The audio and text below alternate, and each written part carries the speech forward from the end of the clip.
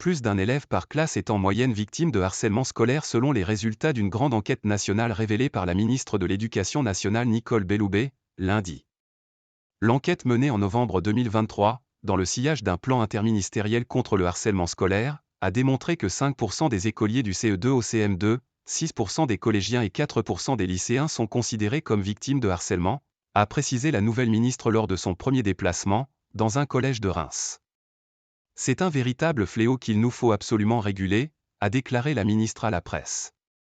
Un élève ne doit pas venir dans son établissement scolaire la peur au ventre, mais au contraire le sourire aux lèvres, a encore ajouté Madame Belloubet, qui au cours de sa visite au collège Robert Schuman, a échangé avec l'équipe du programme de lutte contre le harcèlement de l'établissement. Les conclusions de l'étude révèlent qu'une part non négligeable des élèves doit faire l'objet d'une vigilance accrue face au risque de harcèlement, soit 19% des écoliers du CE2 au CM2, 6% des collégiens et 5% des lycéens.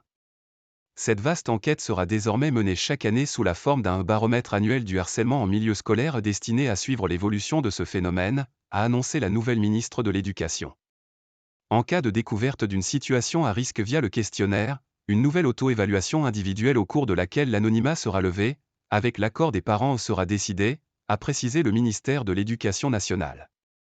Le gouvernement a dévoilé fin septembre un plan interministériel de lutte contre le harcèlement scolaire, promettant une mobilisation générale contre ce phénomène massif. Cours d'empathie, confiscation du portable dans les cas graves, exclusion des élèves harceleurs sur les réseaux sociaux, l'exécutif a affirmé faire de la lutte contre le harcèlement scolaire sa priorité absolue pour la rentrée 2023 après une série de drames comme le suicide de la jeune Lindsay dans le Pas-de-Calais ou d'un adolescent, Nicolas, dans les Yvelines. Les chiffres dévoilés lundi sont à mettre au regard d'un précédent chiffrage abondamment relayé par la presse et les responsables politiques faisant état d'une moyenne d'un élève sur 10 concerné par le harcèlement scolaire.